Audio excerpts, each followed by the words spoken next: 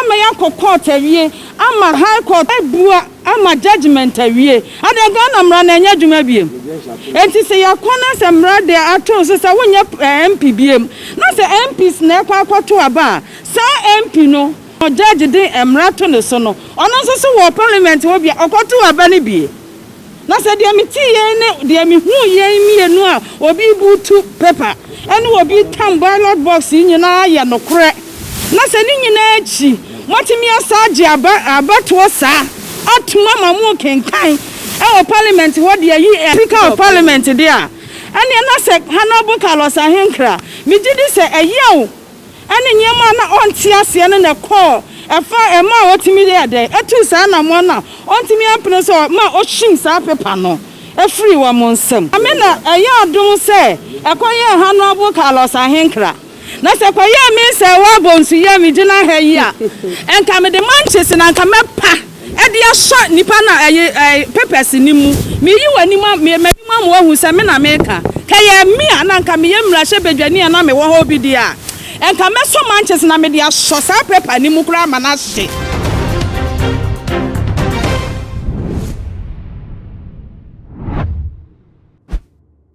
for me mama akwa bashonko na sabe baby a mijine eye NPP officer ewo Tema West constituency no emu na me ka Tema West so dia na member of parliament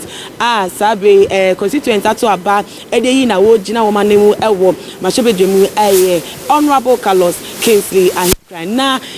SMP ene ekoso efa no ho ewo eye amansan entintan so na ebusafo mu nim say free Thursday de ni din de akwa echire pa na ni ne gina eye de koso ewo mashebedwemu ebra wo to aba edeyi speaker of parliament aba ohwimfin eye amanfo nsem di dan ya te se ebi bu krato ne din Hussein boat emechire ntie saba ye se emebu na wo mo wa ne peso aso ne bibu afu pa se wo bu asinti wo ma sore a che se wo mo ejejeje eye signatures ahodo efi wo importem won se na be ya won back to speaker of parliament nim na impeachment bi a ye de ato no so na te obi foforo abefa adwuma wo ye no na te wato aso na pepepe yo anasa sundwe aba na importem wo na ni niam no ye se nya ne ntie biemu se ye honorable no wosa yare kra woda kolebu a te se amane ato no nya asem ketwa ne ti hu ne apepa a te se hematoma yi bi wenye bi a no krampo no na yare paso no wosa de ntene kwa bonte e de ama Honorable Mutaka oya sawase MP a te se ebro de bro no e no de ho entrene e de koma ne se wanhwe ye no ofi ne empa so no sore no oba pa de one ne pa de o man ga na wo mu enkom na sande ntie no akoye mfama mu nsem obi akebi ne nti ya sheda ba ha si ye bebise mu se so Honorable wo fie ana so oda ya sabia se ne ya te no pepepe ambie mu so no de ye tete se ye nkofo sensan no amanfo aso tan ana nipa dodo na de atomu sa na nti we de fo aso e bi echi sa eye ne nkofa ye be hiomo e wa ha se no na we de mesre mamuni akwaba ya ena na me ne bako bacho obodi anu ache mgodwumeje a wodi wo office ha se no nti minia bacho wodi me din de se wa dwumo bonsu me wo bacho na enya sa dwumadie bi a me di wo office ha na ye se wa beto ne nkrofo me ye Tema West ni nti me on empesu aso okay na mami nsema me bobo so no wati bi o maso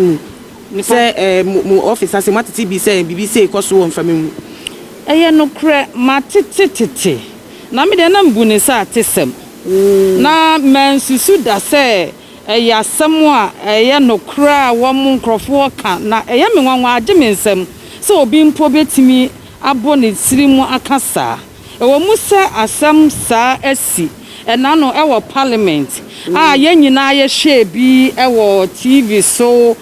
yenyina omoto aba ne yenyina ye nitwia ne ekoso na de eye menwanwa age mensam ne se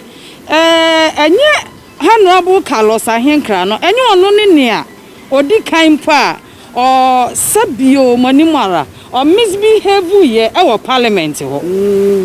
emse enka yende yenim ye menhyamra menyamra hyebedwani nanso kakra minim ne se electoral commission ye beto aba na electoral commission de na ne box ni si wo wie na o de paper box so de anonso so ayekogina moto aba no esi wo wie na se obi nipa ba kokora di kan eto aba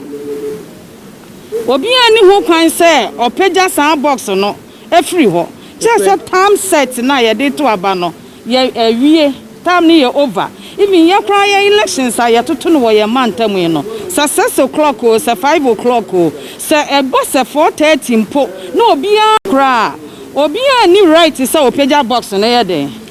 every ho ana electoral commission anakra woni right nso say ne nkrofo represent no mpo any right say wo ye dey omo peja omo nsaka ballot box no na we dey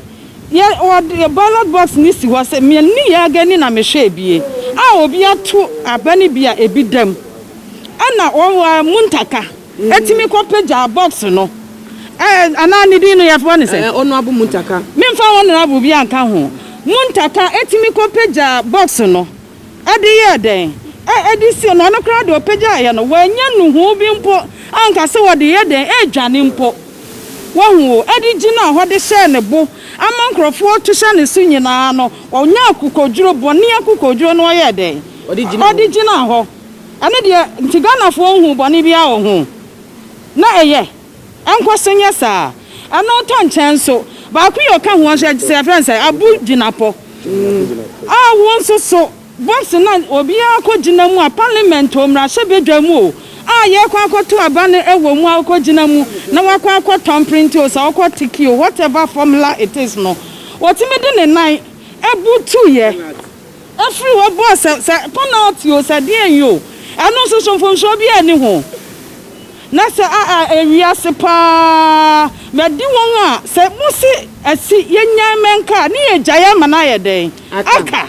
na mom se bibi wo ho ye ka de a won free one a wontimi nyane nkogina 10 sanyema we nyina kokoso sawa mi da mitie ensam no kra ebro madwen so mintimi ntie ase ba bia ma ne nye ye every say wo mo ye se nyina bi ye sankra te se omo na wo mra hye bedwa ye nyina ye kenka bi ansa na bato da na ba so se MP ba kokra de na sam ekọ parliament ekọ court asem na court asin north ama ya court awie ama se high court o sanse he ato ebua ama judgment awie adega na mra na nya dwuma biem enti se yakona se mra de ato so se wonya MP biem na se MPs na akwato aba sa MP no asa na wono judge de emra to ne so no ono so wo parliament wo bia akwato aba ne bie na se de mi ti ye ne de mi hu ye mienu a obi butu paper ene obi tam ballot box nyina ya no kre na se ni nyina achi motimi asaje abato sa atuma mamu kenkan parliament wo de yi speaker of parliament there ene na se Honorable Carlos Ahinkra mi gidi se eyew ene nyema na onti ase ne call efa ema otimi de etu sa na mo na ontimi apne so ma ohim sa paper no efiri wa monsam ayanyina ye nipa situation na course wo ho no ene na ma papa no otu sa anamo no wo hu ye otu sa anamo no me na minyina say mi gina na side nti na make sa I'm just being realistic. Na mama wonim say mpenifo so kan say mi say obi fum edwa obi fum ku a obi so fum da eni say sa nete a okay nipa bi eye mfum so na won so uye opani na nunyam ho na won so say da bi mfum so mo ye no mintimi ntena hwe mintimi so meye mfum so e de abata ho na no ne kwan so no ne papa mu no waya de pa we bi sa sempa eye no kra me ya santi ni bapi so obi fum kuma na ne ye speaker ne the speaker no ya ye den ya swear ni in enti nyame na eye adum se ekoye Honorable Carlos Ahinkra na se koye me se wa bonsu ya mi gina ha yi a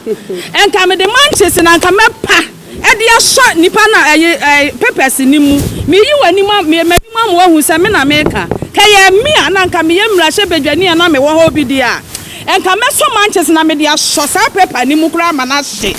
na nko mani aba wo mo ho so se ansa ne beka so obi fum kuma obi ntumi mfum nya no ade no obi kura na se wafum na se wo no wakwa akoto abasa mo se yemfa nkyere na adenti na 1pp fo ne de kyere na ho no na so nko mo na fum so mo de akyere ne wanya kwa akoto aba ne de akwa akoto box ni mu de a ene ese nko obi afum o aye de na nka mu ntaka de wakwa fum dwa no one day otimi kofa box no kofa box ne dia obi ahunfum so obi a wo ho obi funkum a obi nyade obi fum nya etinko obi kra fum na nka ode na de a kire mpokra kire na menyi nose mask na ma me nose mask na mani abre sanko obi akofun akum afun kra so ode na de a kire na so office said wo woni mu de na won said de no na nka wo fi say owano ayamfom so a sanka ye wonya de to ballot box ni mu ne de enka obe twan na nka won so ya to aba na wie na nka won so wo bibi a waye den wakwa akoka but ono mu ntaka hu say wotena se emom to sa aba ne wie a enim wa no mebo a enti na ma okofa ballot box no ano so no obi nso so timi kom afa so wono nso so kra man ka so onde o ya samu ajan wono a wakwa ball penalty no ono de onya samu ajan na fe ono atimi akwa onde oni obi mfunkum ye na de no onde of fun dwae enti se wono afum adwa no ono so akwa ball ballot stand ne friend ne sen na se stand no wakwa battle action obi akwa ballot box ni nyina so obanyima yese ye ma yo nobody knows what he was up to na watimi akwa sa ballot box na wie dia na se wono susu Honorable Carlos Ahinkra enso antimi no ono susu ase ne ese de mu ye nyina na mu de be speaker of parliament amaga na mamu nyina dia ene na ono so anti ase na se upon the see ye no ono so react here ye fa ne se wo mu nyina yamfomso sa wo kan sa se wo mu nyina minyi ba ko nyi mienu enyi obi mfrim wo mu nyina yamfomso sa womu timi aba out na womu nyina apologize ya yenya yen MPs ni wom yemfri akoma pam ni anya den yemfa nche womu na yenia yemmane no womu enya kasakire na womu nya de womu nya sa biem wohu na pass de me hu adwiri me kase ne se ase muntaka ma parliament ho ni bi parliament house ama ho bi asa abugina pa anya hwe na emom Honorable Carlos Ahinkra na be eye bibie wo ho na Ghana ni din da pampan so ne yebo na baabi a me ho adwiri me kase ne se eye Ghana ha na ye opposition ye wo MPP ene ye wo NDC party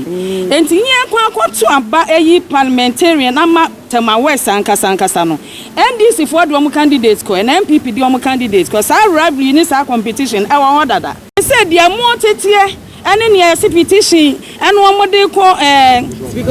speaker of parliament ko no opposition na agenda womo sensa ene womo sensa womo ade ene womo de ko ene bia obi wo ho no obefa MPP atare bi hye wo ya NDC ni no obefa MPP atare bi ehye ye no osimi ya MPP ni ho no so ye sa se ye osi wo ya MPP ni ampara mi gina he ba bia obetumi so ba betumi obi ya ni ho a waye na adwen se ye MP a ye ni da no so ente se obrempon asabio se nya se politics na nokura na yenka papa nyuma pa wa be ye ne wotama West ama ha no ama yen sa ne term for term ye hu so bi da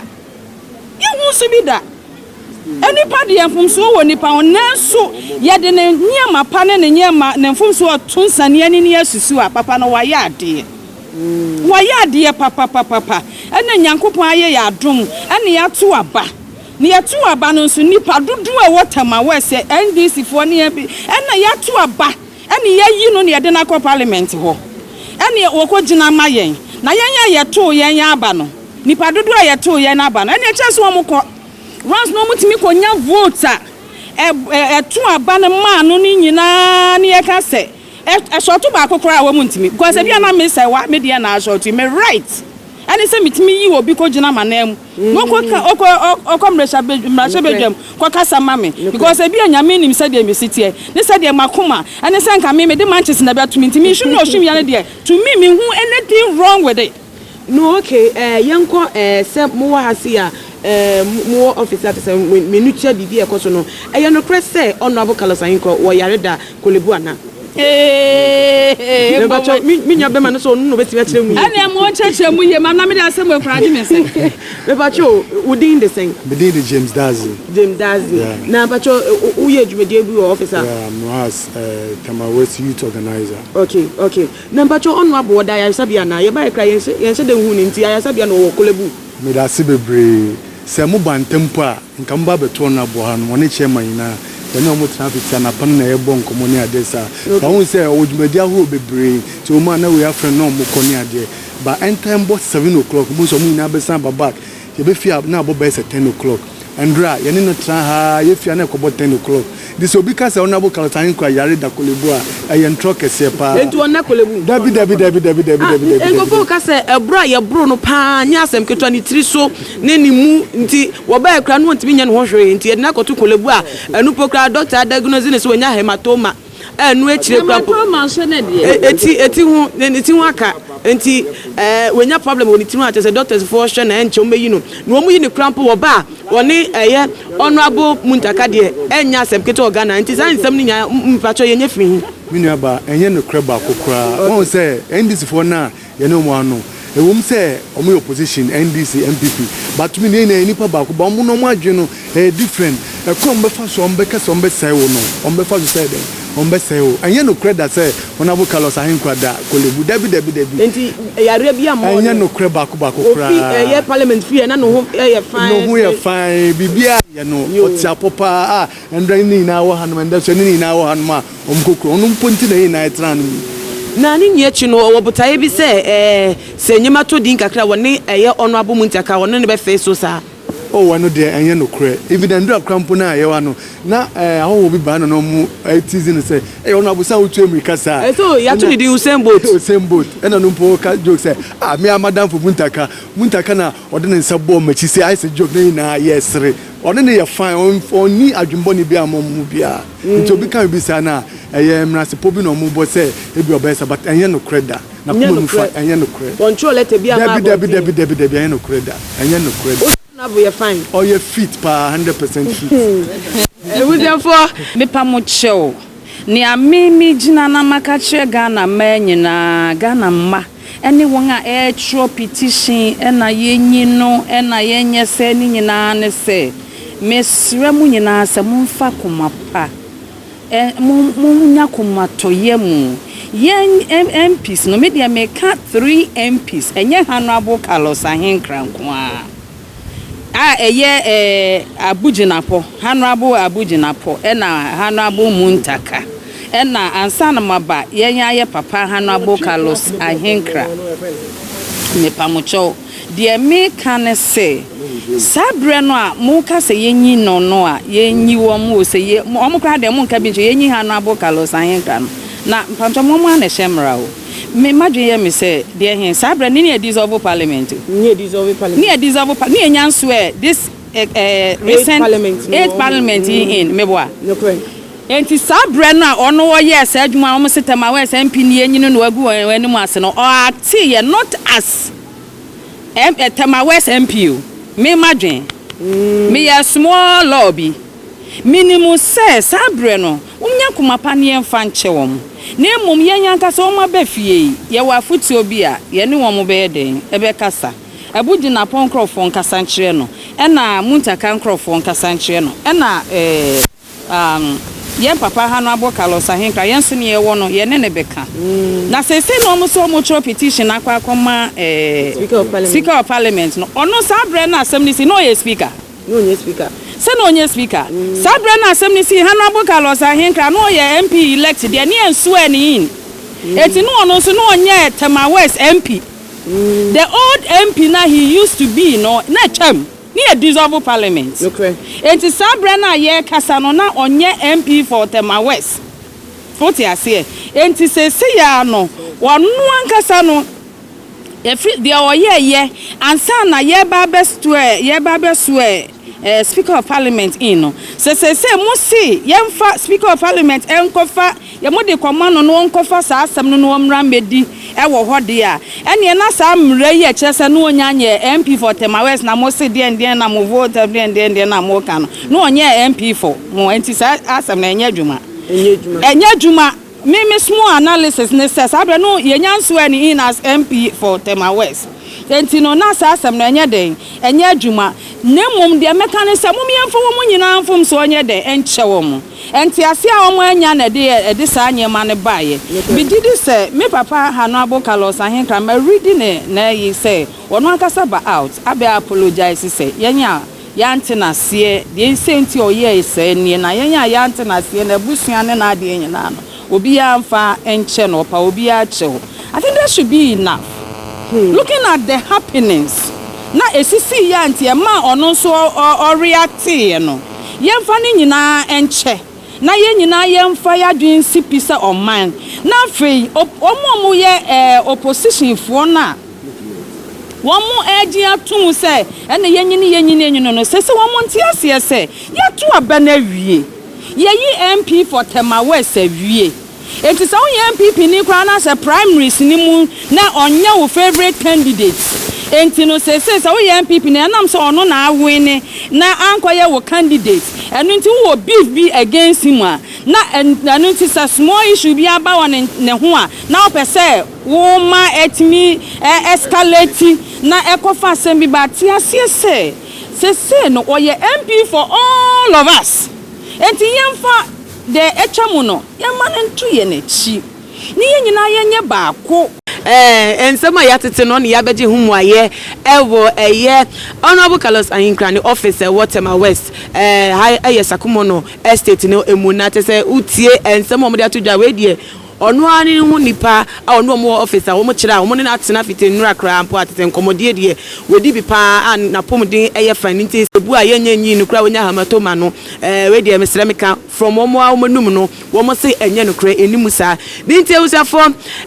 yedi besi ana se ebre no eko enim nti yedi isi no ye behwe se ono aboba ye be mo matwa ho funi ne mo de asene no mo de sene enso a yedi beto eye fidie isi no mo bia ehun se no kra sem se ono abo ne ho eye niti di edna na ama usa